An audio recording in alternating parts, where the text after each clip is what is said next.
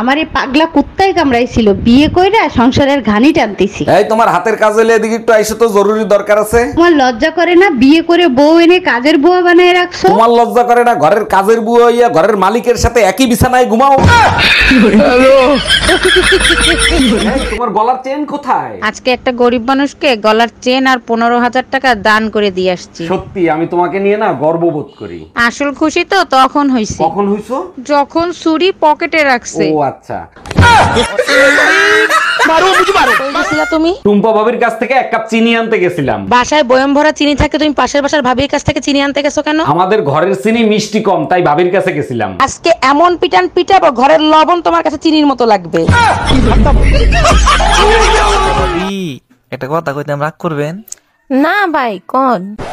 আপনি যে সুন্দরী, আমার ভাই যে কালা, মাথা চুল নাইগা, আপনারে কিভাবে পড়াইলে রহস্যটা জানলাম না। কেন আপনি পটাইতে চান নাকি? রহস্যটা কইলে একটু চেষ্টা করতাম। আরে রহস্য কিছু না, আপনার জমিটা আমার নামে লিখে দিলি তো পড়ে যায়। দূর, আমার কপালটাই খারাপ। কেন তোমার কপালের আবার কি হয়েছে? এখন তো তুমি আমার ভালোই বাসো না, বিয়ের আগে একদিন কথা না কইলে পাগল হয়ে যেতা। আরে পাগল তো এখনো ওই, আগে একদিন কথা না কইলে পাগল হইতাম, আর এখন একদিন কথা কইলেই পাগল। কি?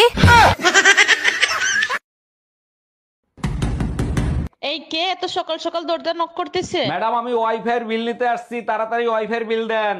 আপনি পরে আসেন, এখন দুধালার বিল দিচ্ছি।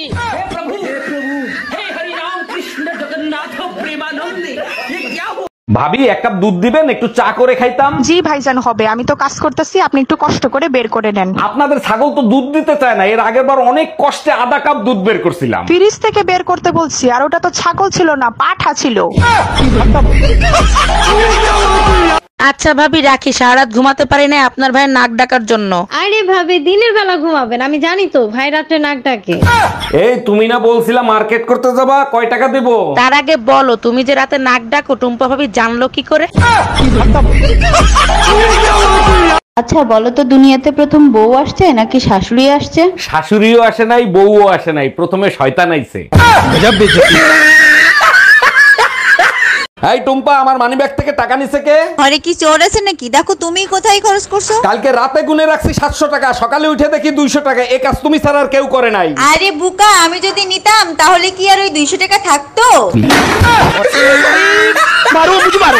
পাঞ্জাবি দিয়ে মেয়েদের পারফিউমের গন্ধ আসতেছে কেন? এসব কি বলো? আমার পাঞ্জাবি দিয়ে মেয়েদের পারফিউমের গন্ধ আসবে কেন? ফোন লাউডে দিয়ে রিসিভ করো। ভাইজান ঈদের কোলাকুলি করলেন, ঈদ সালামি তো দিলেন না।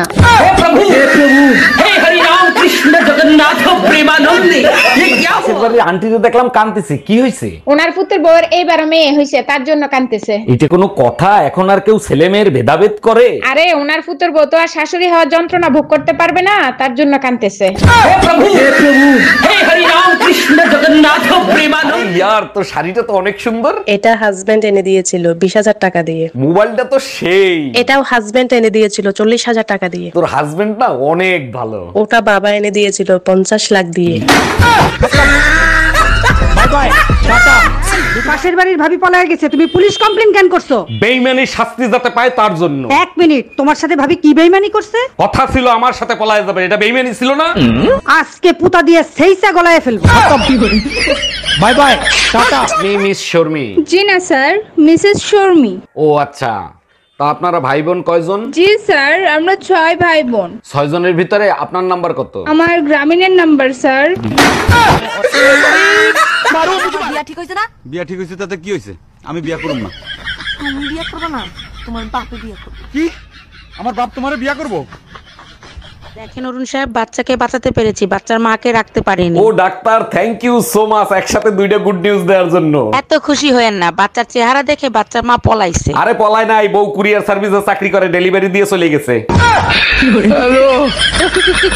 আপুর জন্মদিনে শাড়ি নিয়ে যেতে বলছিলাম, চুরি নিয়ে গেছিলা কেন? আমি কি জানতাম শিলা বলবে জানো তোমার নিজের হাতে পরিয়ে দাও? তার মানে শিলা আপুরে তুমি নিজ হাতে চুরি পরাই দিছো? ইস, যদি তোমার কথা মতো শাড়ি নিয়ে যাইতাম তাহলে নিজের হাতে পরাই দিতে পারতাম।